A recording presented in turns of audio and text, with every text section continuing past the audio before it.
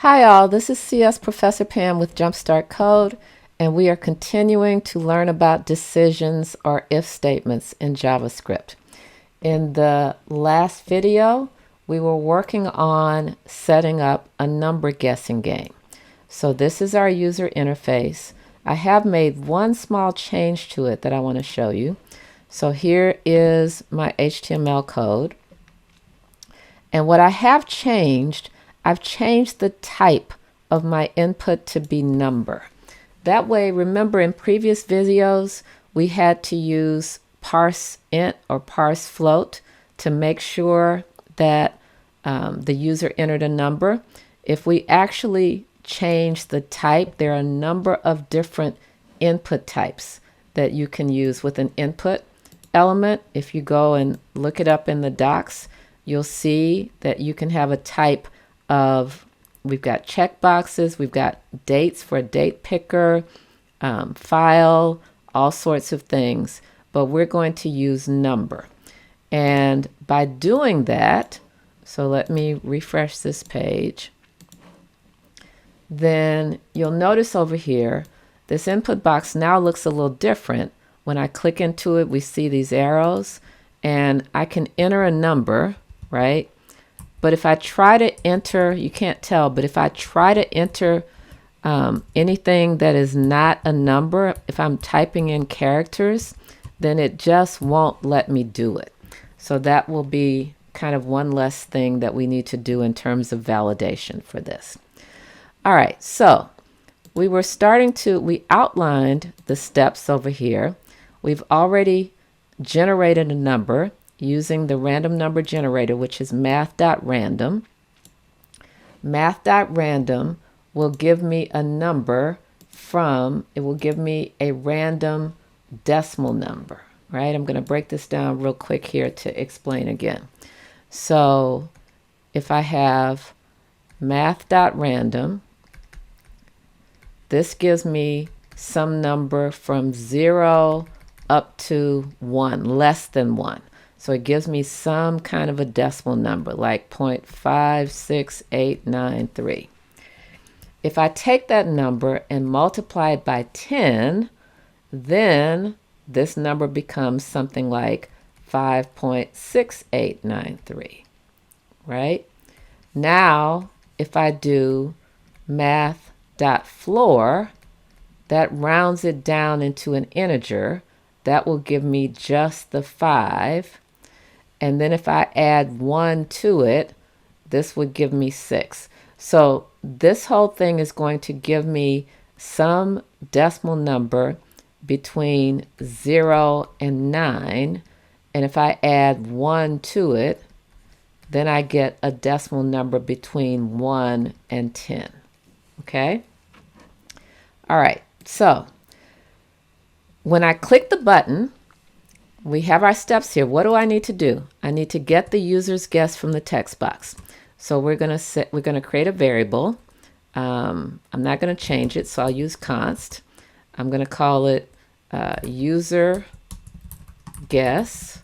We want to have really descriptive variable names equals document get element by ID guess dot value, right? Value, not all of that. Sometimes the autocorrect thinks it's helping you, but it's not. So don't always listen to it. Make sure you know what you're trying to do. Let's check it. Always check. User guess is, and I also want to check the data type. We want to make sure that we have, I'm going to say type is type of user guess, right? Because we're using this type of number, so let's make sure we understand what's going on with that. All right, I'm still being able to sneak and know what the right answer is, which is kind of not fair, but it'll be useful for our debugging. So let's click. So it's 5. So actually, it still is being considered a string. We still have to convert the data type because that is just what a text box returns, right? So what this is doing is not allowing the user to type in something, so we don't have to worry about NaN. But I do see now, and this is why you check things, that I do want to turn this into a number, right? So I'm going to add my parse int around here. Let's check again. Let's put in a guess. And you see now I have that number, and it is showing me that it's a number. Okay? All right. So now I have the number that was picked, and I have the user guess. We want to compare these, right? And I'm going to want to put a message in my output. So I'm going to create a variable so that I can just put the message in a variable, and that way I can only have just one output statement. So here at the top, I'm going to create another variable in here. I'm going to say let message equals, and I'm just starting it off with an empty string. So here, when I compare the guess, so let's use our if statement, right? If user guess, and I'm going to make a mistake here to show you guys, equals picked number. I hope you already have thought about the mistake that I've made, but I want to show you what's going to happen. So I'm going to say that message equals correct, right? Otherwise, else message equals incorrect, try again. Then we want to display this message. Well, why don't we just console log it first? Let's make sure what's going on, because there actually is an error here that we need to see.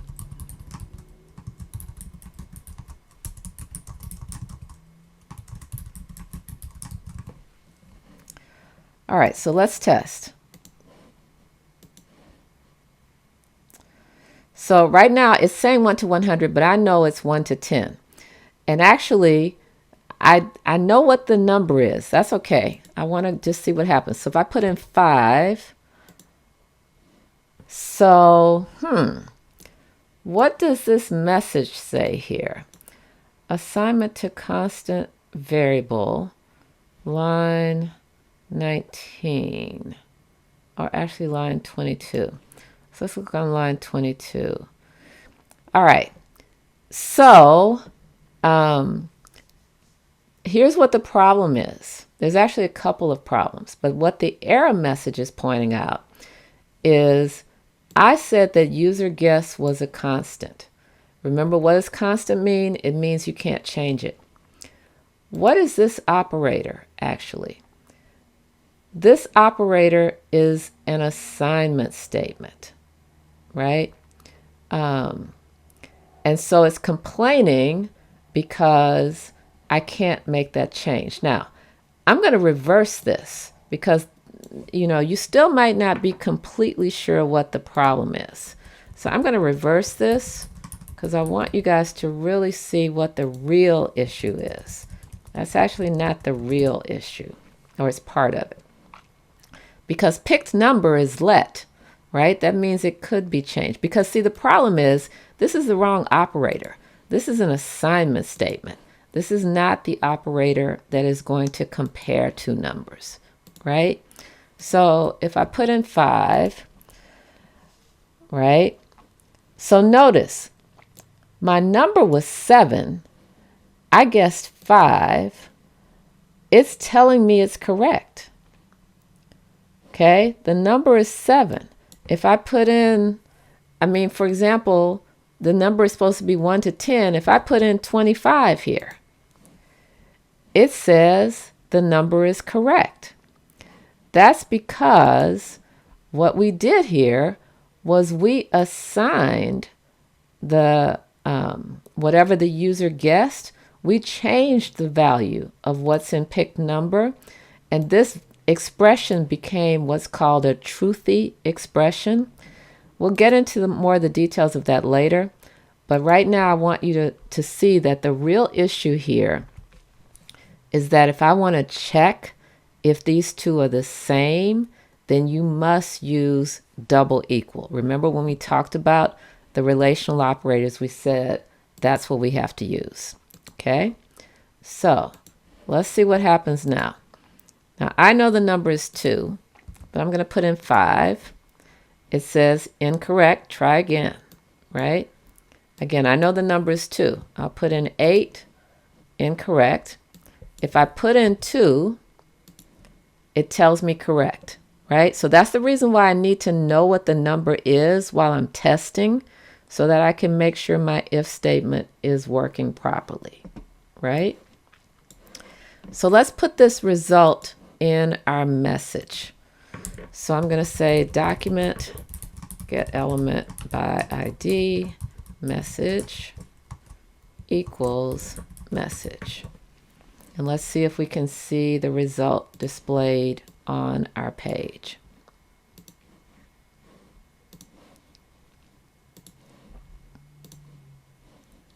All right, I'm going to close the, well, let's run it again. I'm going to keep the console closed so we can really try to guess, right?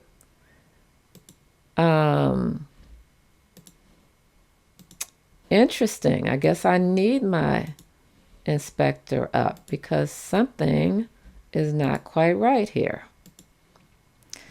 Okay, I have, again an error. Let's look at line 30. Okay, this is why you have to keep that up. Line 30, document get what am I missing? Dot text content. I cannot assign something just to the element. I have to assign something to the text content of the element. Okay?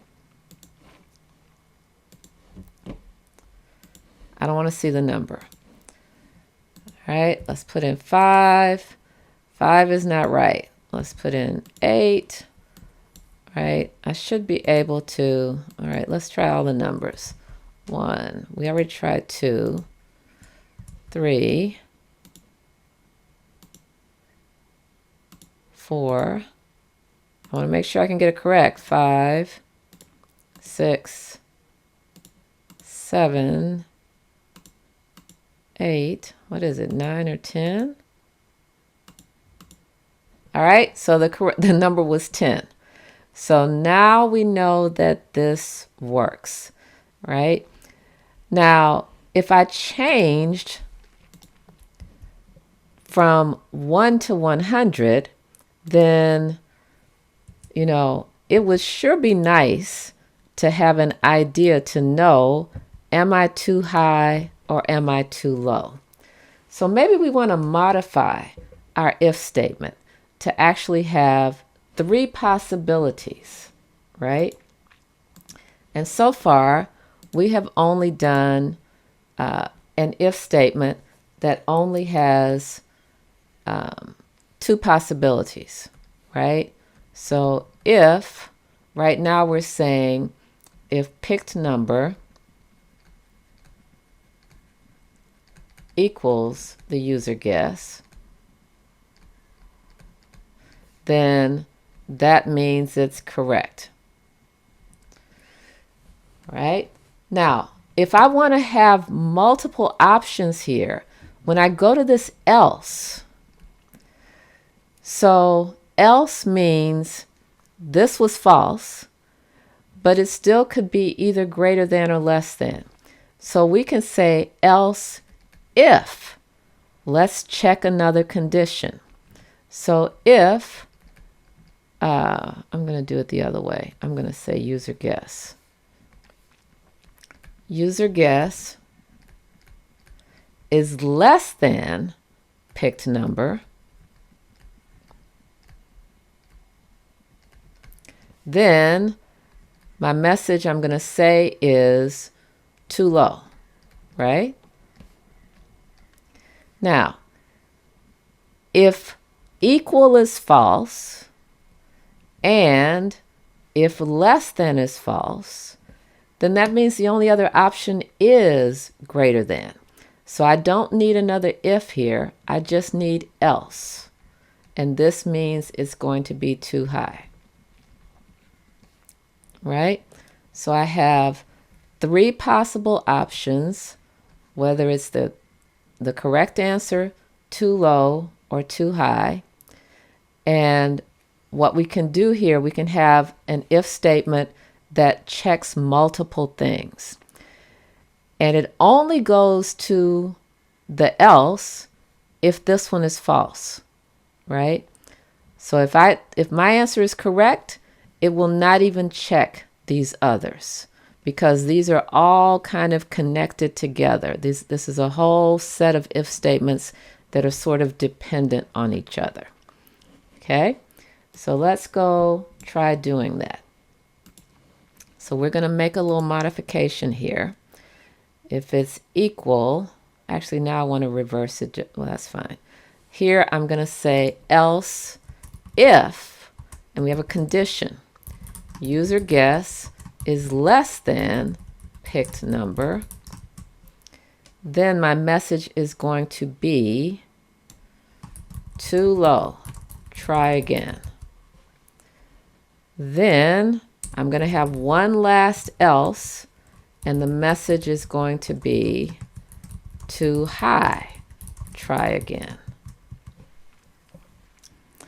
All right, so let's give this a try. I'm still only doing 1 to 10. I'm not going to have my console up. I want to see if this actually works. I want to see if I can guess it. So I put in 5 is too low. Let's try 7. There you go, right? Let's try it again. Start with 5, too high. So let's try 3. Is too low, so it must be 4, right? There you go. So now we could change this. Let's change our number to be 1 to 100. All I have to do is make one little change there. And let's see what it takes me to figure out 1 to 100. So I'm going to start with 50 is too low.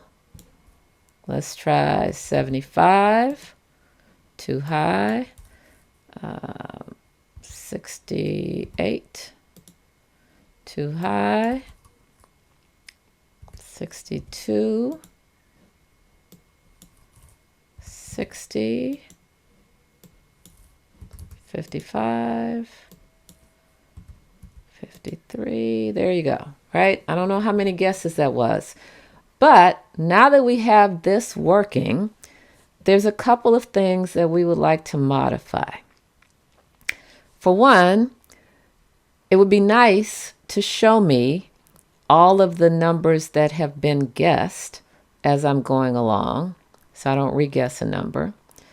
And second, why don't I give a certain number of guesses in order to do this? So let me give you a couple hints about this and think about it, and I'm going to pick those things up in the next video. If I want to have a certain number of guesses, then that's a variable that needs to remain throughout the whole execution of this page. And so I'm going to need to set that variable here at the top. I'm going to have to say constant num max tries. And if I want to set it to 10, we'll do that. And then in your code down here, you will also need a counter. So here I'm going to create another variable. We're going to call it, I'm just going to call it count. It's going to be a counter that's going to keep track. And I need that one to be let because I'm going to have to modify it.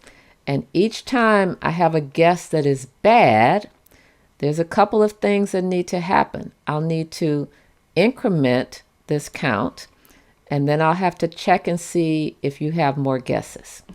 So why don't you think about how to do that? And those will be features that we will add in the next video.